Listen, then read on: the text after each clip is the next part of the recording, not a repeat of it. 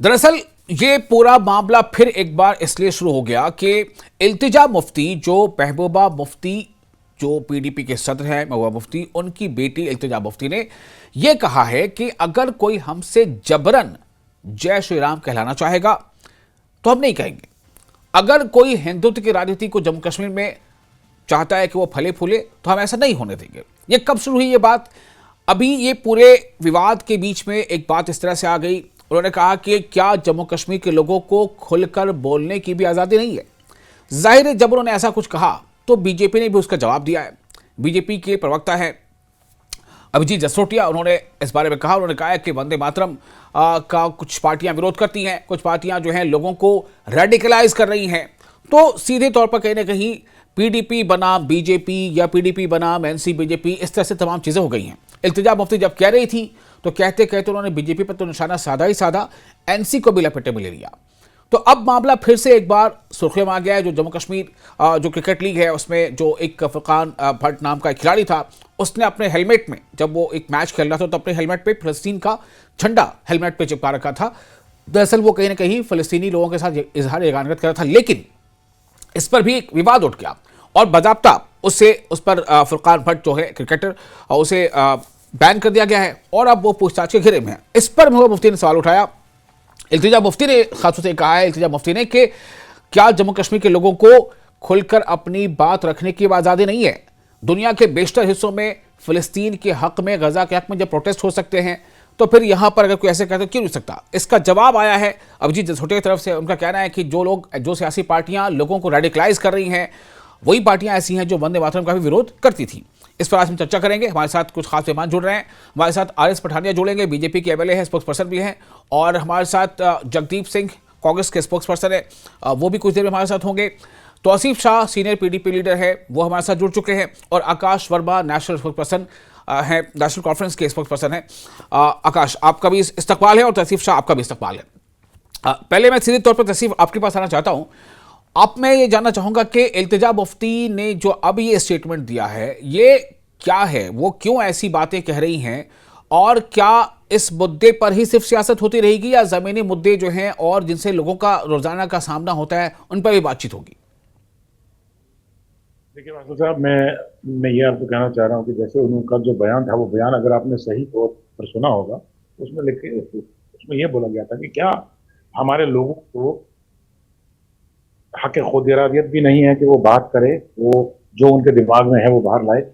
तो अगर कोई फलस्तीन के लिए वर्ल्ड वाइड जितने भी प्रोटेस्ट हो रहे हैं, यूएस में प्रोटेस्ट हो रहे हैं, लंदन में प्रोटेस्ट हुए, जहां भी दुनिया की किसी भी, जर्मनी में हुए, दुनिया के आप किसी भी कोने का नाम लीजिए, वहां पर प्रोटेस्ट हुए, तो अगर हमारे किसी बच्चे ने फलस्तीन के साथ अपनी सहानुभूति दिखाई, अगर वो चाहता है कि फलस्तीन को फ्री किया जाए या जो वहां पर जो भी प्रॉब्लम्स हैं वो बिल्कुल नॉर्मल की जाए, तो इसमें दिक्कत क्या दिख रही है आपको? और दूसरा, जो हमारे जसरोटिया साहब ने इसको वंदे मातरम के साथ जोड़ा है, ये बहुत बद्दा मजाक मैं कह रहा हूँ।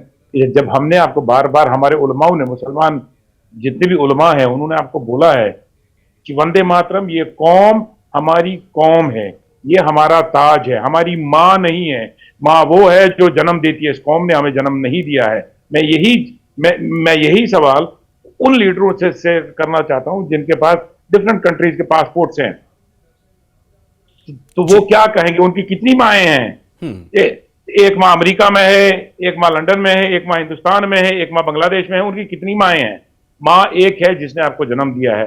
और दूसरा, मैं अपनी माँ की इज्जत करता हूं, माँ जन्म देने वाली है, ये मेरा कौम है, ये कौम मेरा ताज है, ये मेरे सर के ऊपर है। बाकी वंदे मातरम में मजहबी तौर से हम नहीं बोल सकते, हम माँ के आगे भी नहीं झुक सकते, हम अपने बाप के आगे नहीं झुक सकते, यहां तक कि जिसने दीन इस्लाम लाया रसूल रहमत सल्लल्लाहु अलैहि वसल्लम, हम उनके आगे नहीं झुक सकते। तो माँ के आगे या देश के आगे झुकना तो सवाल है।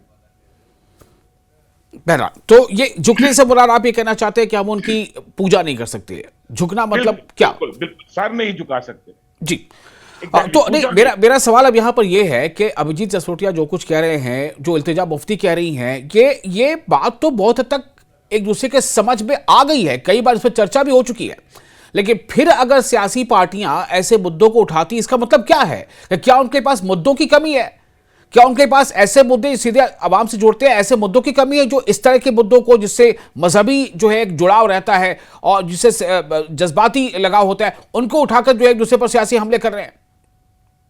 देखिए, यही तो हमारे कहने का मतलब है कि अगर जिनका अभी आपने फुरकान भट्ट का नाम लिया, जिस पर आप ही की न्यूज में अभी बोला गया कि उनके ऊपर बैन लगाई गई है, उन पर छानबीन चल रही है, तो छानबीन की वजह क्या है? क्या छानबीन की ये वजह है कि वो श्रीनगर से ताल्लुक रखता है? क्या छानबीन की ये वजह है कि वो मुसलमान है? क्या छानबीन की दिल्ली में भी तो फलस्तीन के लिए बहुत सारे प्रोटेस्ट हुए, मैंने वहां तो किसी बच्चे को नहीं देखा कि आपने किसी बच्चे के ऊपर छानबीन लगाई या आपने किसी बच्चे को शक के दायरे में लिए। तो ये क्या वजह है? यही हमारा सवाल है कि आप इस पर मजहब पर कितनी देर सियासत करेंगे? आप जम्मू कश्मीर के बाशिंदे को, चाहे वो जम्मू से ताल्लुक रखता हो, श्रीनगर से ताल्लुक रखता हो, आप उसे अपनी बात रखने की इजाजत क्यों नहीं देते हैं? यही बीजेपी से हमारा सवाल है। मैं चाहता हूं कि बीजेपी का कोई स्पोक्स पर्सन आए अभी आपके चैनल में और वो इसका जवाब दे कि क्या वो देश को मजहब पर ही बांटेंगे या वो देश को डेवलपमेंट पर दिखाएंगे कि हमने जम्मू कश्मीर में इतनी डेवलपमेंट की, दिल्ली में इतनी की, मद्रास में इतनी की, बंगाल में इतनी की, या वो हमें मजहब पर ही बांट के रहेंगे। ठीक है, हमारे साथ अभी बीजेपी के मेहमान जुड़ नहीं पाए, वरना मैं सीधा जवाब उनसे ले लेता। नेशनल कॉन्फ्रेंस के आकाश वर्मा हमारे साथ मौजूद हैं। आकाश, इल्तिजा मुफ्ती ने जो कुछ कहा है और जिसका जवाब फिर अभिजीत जसरोटिया के बयान में सामने आया है, मैं पहले चाहूंगा कि आप उस पर अपनी टिप्पणी दें, फिर मैं दूसरा सवाल आपसे करता हूं जी। सबसे पहले तो शुक्रिया विशाल साहब, मेरे को पैनलिस्ट को आदाब और आपके व्यूअर्स को भी।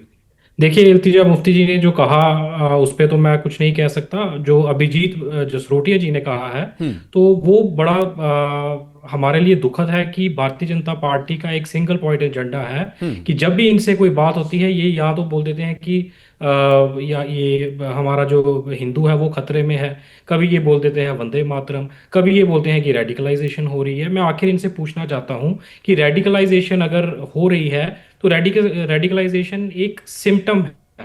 अगर आप देखेंगे उसको, वो रूट कॉज नहीं है। तो वो जो सिम्टम है आप उसको कम करने के लिए आप लोगों ने क्या किया? देखिए, आप जम्मू कश्मीर के हवाले से ये बात करते हैं, मैं आपको बताऊं कि पिछले दिनों जब यहाँ पर जो दिल्ली ब्लास्ट हुआ, दिल्ली ब्लास्ट में खासकर एक नोटिस, एक ऑर्डर जारी किया गया कि फॉरेनर्स और जम्मू कश्मीर के जो लोग हैं उनकी खास तौर पर चेकिंग और उनको ह्यूमिलिएट करने का काम किया गया। तो मैं आपको बताऊं कि ये जो ऐसी प्रैक्टिसेस होती हैं इससे जो है रेडिकलाइजेशन बढ़ता है।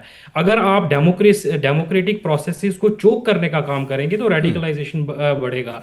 आपने पिछले दिनों देखा यहाँ पर जो अभी जो एसएम वीडियो का जो यहाँ पर मसला चला, आप अगर एक जो मेरिट के बेसिस पे जो बच्चे सेलेक्ट होके गए हैं एक इंस्टीट्यूट में पढ़ने के लिए, आप उनके लिए एक मुहिम चला रहे हैं कि उन बच्चों को वहां से निकालिए और जो जम्मू कश्मीर से बाहर की जो कोई रियासतें हैं वहां पर उनको फेंकिए। तो आप सोचिए कि आज की जो नौजवान पीढ़ी है उसके ऊपर क्या बीतेगा।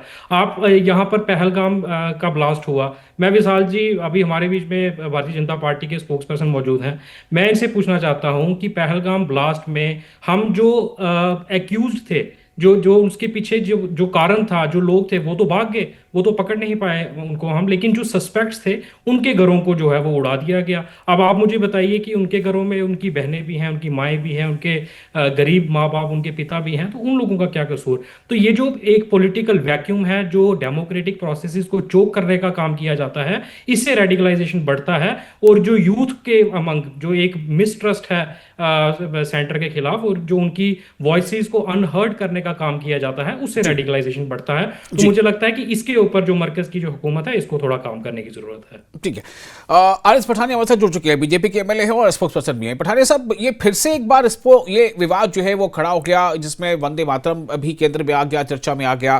फिर से ये इल्तिजा मुफ्ती ने भी स्टेटमेंट दे दिया कि क्या जम्मू कश्मीर के लोगों को खुलकर अपनी राय रखने की आज़ादी भी नहीं है, जब पूरी दुनिया के बेशतर हिस्सों में, यहाँ तक कि अमेरिका में जब फिलिस्तीन के हक में और इजराइल के अगेंस्ट में प्रोटेस्ट हो सकते हैं, तो क्या जम्मू कश्मीर का कोई शहरी नहीं कर सकता? अभी वो कह रहे हैं कि जबरदस्ती हम पर कोई नारा थोपा ना जाए। अभिजीत जसरोटिया कह रहे हैं कि यही वो पार्टियां हैं जो वंदे मातरम से जो है इनकार करती हैं। तो पठानिया साहब से हम इसका जवाब लेना चाह रहे थे, लेकिन वो अभी हमारे साथ जुड़ नहीं पाए, लग रहा है कि फिर से वो जो है इस वक्त में नहीं है हमारे साथ। तो मैं आपके पास तौसीफ फिर से आना चाहूँगा, लेकिन तौसीफ, मेरा सवाल आपसे ये भी होगा कि इन मुद्दों को क्या मतलब, ये हमेशा ये मुद्दा इसी तरह से हर कुछ वक्फे के बाद सामने आते रहेंगे और हर कुछ वक्फे के बाद इस पर सियासी रोटियां सेकी जाती रहेंगी?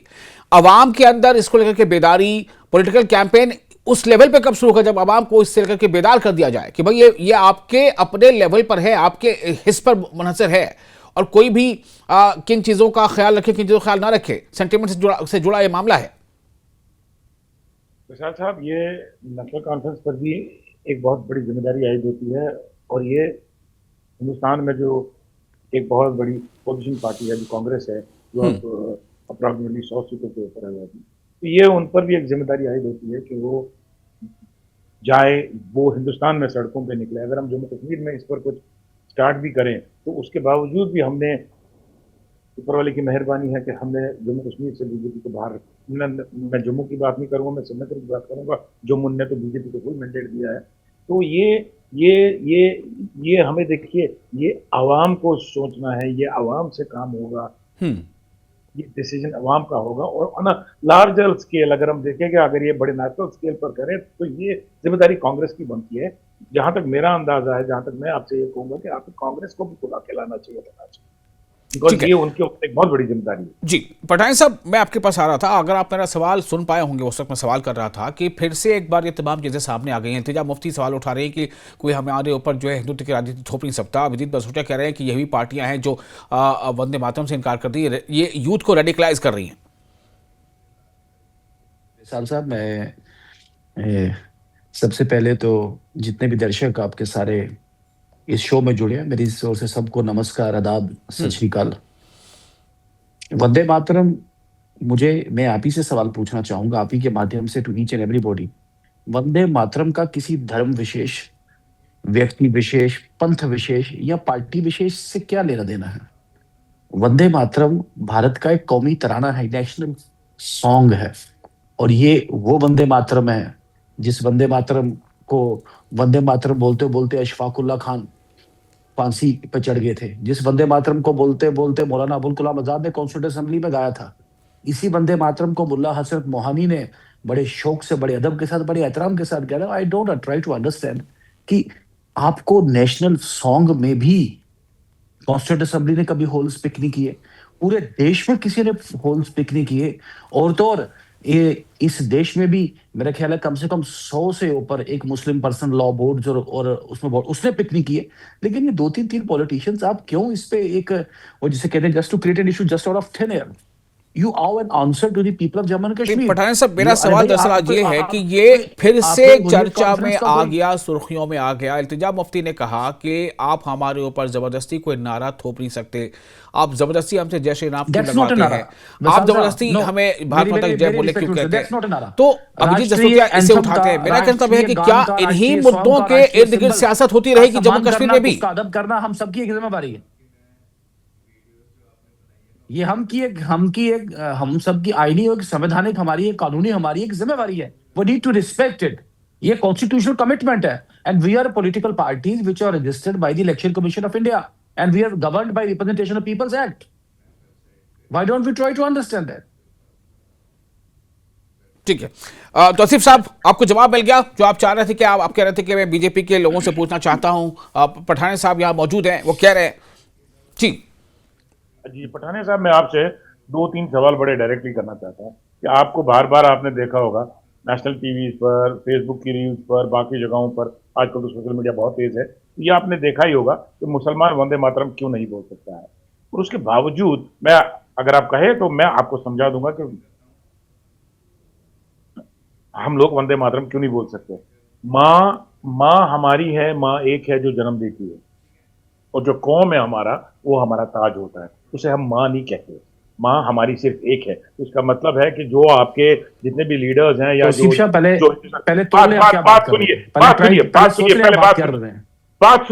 मेरी बात क्या कर रहे हैं, पहले मुझे सोचने की जरूरत नहीं है, मैं सोच के बात कर रहा हूँ। क्योंकि आप ऐसी बात, मुझे बड़े अफसोस के साथ कहना पड़ता है कि आप इंडियन सॉइल में रहते हैं, आपको इंडियन एक मदरहुड का आपको कॉन्सेप्ट ही नहीं पता। अरे भाई, इसमें हिंदू, मुस्लिम, सिख, ईसाई की बात कहां? इस्लाम का कॉन्सेप्ट नहीं पता है। मैं पहले मुसलमान हूँ, अपनी पहले मुसलमान हूँ, उसके बाद हिंदुस्तानी हूँ। हिंदू एंड मुस्लिम, मैं पहले मुसलमान हूँ, मैं पहले मुसलमान हूँ, उसके बाद मैं हिंदुस्तानी हूँ। ये मेरी बात आप this has nothing to do with ये रिलीजन। मेरी बात आप ये ध्यान में हिंदू रखिए की और माँ है, सुनिए। मुस्लिम की भी आप माँ मुझे और इस्लाम मत क्रिश्चियन की भी सिखाइए। माँ और सिख की भी माँ। आप ये मुझे इस्लाम 47 मत के बाद या सिखाइए। 2014 आप के मुझे बाद नहीं, इस्लाम मत सिखाइए, 47 से प्लीज पहले हर प्लीज। किसी की माँ। What do you mean to say? अरे And भाई, Mr. किसी को Patania, please परेशानी don't नहीं, talk on किसी Islam. Personal law Mr. God को Patania, परेशानी नहीं, don't किसी talk on political Islam. Party को It's परेशानी not your नहीं, domain. पूरे देश के किसी Mr. मुसलमान को Patania, परेशानी नहीं। आपका don't talk आपका कोई on नया ब्रांड Islam. है, एक इस्लाम Please और don't Islamic talk on practices Islam. आप प्रैक्टिस करना चाहते हैं। देखिए मैं very no, it's unfortunate very unfortunate that you being a Hindu आपके are खिलाफ teaching क्रिमिनल me एक्शन होना Islam. चाहिए। You want to recite the national song, You आप नेशनल being a सॉन्ग को Hindu, रिसाइट नहीं करेंगे। you being a There should be Hindu criminal are action teaching me against you. Islam. You are violating the On what constitution. pretext? You are violating What the did you law. say? Pathania साहब जवाब ले लेते हैं। जब आप कह रहे थे वो सुन रहे थे, अभी उनका जवाब लेते हैं, फिर आप जवाब दे दीजिएगा। एक साथ दोनों बोलते हैं तो किसी की बात सुनाई नहीं पड़ती। प्लीज ये जवाब देने की ठीक है। कंडीशन में नहीं है। This is very unfortunate mister Pathania, नहीं तो I am sorry, very unfortunate that you are teaching me Islam. You don't relate to Islam, sir. You are not related to Islam and you are teaching me Islam. It's very pathetic. And you are telling me what is my Islam. Islam के Now, एक minute now let Tauseef me complete. Tauseef Now साहब, let me complete. Tauseef Now साहब, let me मेरा complete. सवाल यहाँ पर ये है, मेरा सवाल तौसीफ साहब, एक मिनट तौसीफ साहब, नहीं, पठानिया जी, पठानिया जी पठानिया जी से एक प्लीज, सवाल करना आपने चाहता हूं। जो अरे जस्टिफिकेशन पठानिया जी, दिया, मुझे आपने जो बताइए। अपनी बात रखी, उसका जवाब लेने दीजिए पठानिया जी, फिर आपको बिल्कुल। मौका दूंगा बोलने के लिए, ठीक है ना? सुनते हैं अभी जरा, पठानिया तौसीफ साहब जी- बोलिए। जी पठानिया जी, मुझे ये बताइए कि जिनके पास मल्टी नेशनैलिटी है, जिनके पास अमेरिका की भी सिटीजनशिप है, हिंदुस्तान की भी है, उनके पास लंदन की भी है, तो उनकी कितनी माएं हैं? एक माँ होती है हमारी, एक माँ जो आपको- हमें पैदा आपको पता करती ही है, नहीं, एक आदमी वो दो हमारी कंट्री माँ का हमारे सिटीजन घर हो में नहीं है। सकता। बाकी कौम तो हमारा साहब, ताज होता है, हम उसे एक माँ आदमी नहीं मानते। एक वक्त पे दो कंट्रीज का सिटीजन नहीं हो सकता। यू ट्राई टू अंडरस्टैंड, आपको बेसिक पता ही India has a क्या dual discussion कर रहे हैं? citizenship. What Sir, discussion are India you has doing? dual citizenship. Not You at have all, no not at all. knowledge That on dual it. citizenship India is has not dual full citizenship. citizenship. There are many That is people under who have certain dual particular citizenship. controls. No. There are आपके film actor Akshay Khan है. He has Canadian. He has a valid Canadian passport. He has a valid Indian passport. You have your that. Having जिसने a passport शादी is की a US separate में. issue, sir. What are you You cannot telling? have two citizenships at अच्छा. one You point mean of to time. say that having a passport doesn't mean you're a citizen? ये क्या sir? ये क्या That's licence it. दे रहे हैं आप? ये क्या बात कर रहे हैं आप sir? What are you talking about? The national media having a passport is not citizenship. It's a citizenship having a passport of any country. You need to know it. And besides, I hand-foldedly request you, please don't teach me Islam. I have very good knowledge of Islam. Now let me explain you. Now बड़े प्यार से धीरे से let me explain you. देखिए, ये आपको मानना पड़ेगा कि ये एक लॉ है जो हमारा इस्लाम है, वो हमारे लिए हमारा लॉ है, जैसे आपके लिए आपका हिंदुइज्म लॉ है। आपको मानना पड़ेगा कि हमारा सर सिर्फ खुदा के आगे झुकता है। वो यहां तक कि जिसने दीन इस्लाम हमको दिया, रसूल खुदा सल्लल्लाहु अलैहि वसल्लम, उनके सामने भी सर नहीं झुकता है। हाँ, उनकी इज्जत है, वो हमारे ताज हैं, उनके नाम पर भी बेहुरमती कोई होगी हम अपनी जान देंगे, मगर सर नहीं झुका सकते उनके सामने भी। तो माँ के आगे, बाप के आगे सब झुकाना नामुमकिन है। This is a fundamental principle of Islam. You need to understand it. साहब, आप जरा मुझे प्लीज रिस्पॉन्ड करने दें। तो मेरा सवाल यहाँ पर, अब आप मुझे इजाजत दें, अगर आप इजाजत दें तो मैं अब आकाश वर्मा जी से थोड़ा सा इस पर बातचीत कर लूं। बात दरअसल यहाँ पर ये है, इल्तिजा मुफ्ती सवाल उठा रही हैं कि जबरदस्ती मुझे रिस्पॉन्ड करने उनका सवाल ये Abhijit okay, I am giving you time. Pathania साहब बोलिए। अच्छा, जगदीप सिंह जुड़ चुके हैं। ओह, मुझे रोकना पड़ेगा प्लीज, वक्त कम है। जगदीप सिंह जी जुड़ चुके हैं, हमारे जो चौथे पैनलिस्ट हैं। जगदीप सिंह जी, मेरा सवाल यहाँ पर, इल्तिजा मुफ्ती ने फिर कुछ ऐसी बात कही है कि जबरदस्ती क्यों, ये नारे वो नारे। अभिजीत जी भी कह रहे हैं कि भाई ये वो पार्टियां हैं जो युवा को, जम्मू कश्मीर के युवा को रेडिकलाइज कर रही हैं। तो क्या सियासत अब इसी नहज में चलती रहेगी? कांग्रेस का क्या कहना है? वसाल साहब आदाब, माफी चाहता हूं, तकनीकी वजह से थोड़ी देर हो गई। मुख्तसर से शब्दों में कुछ एक तथ्य आपके सामने रखना चाहूंगा। सबसे पहले जो पीडीपी के भाई साहब जहां बैठे हैं उनको बता दूं, मादरे वतन अगर शब्द इन्होंने सुना हो तो ये जो बहस अभी कर रहे थे वो बेमानी हो जाती है। दूसरी सबसे अहम तरीन बात, मैं तो मोदी जी को, मतलब मैं कायल हो गया मोदी जी की राजनीति का। उन्होंने वंदे मातरम पर देश की संसद के अंदर चर्चा करवाकर आरएसएस का पुलंदा बांध दी। 10 घंटे विपक्ष को मौका मिला देश को यह बताने का कि ये वो लोग हैं जिन्होंने जब देश आजादी की लड़ाई लड़ रहा था तब कभी वंदे मातरम को अपनी जुबान पर नहीं लाया।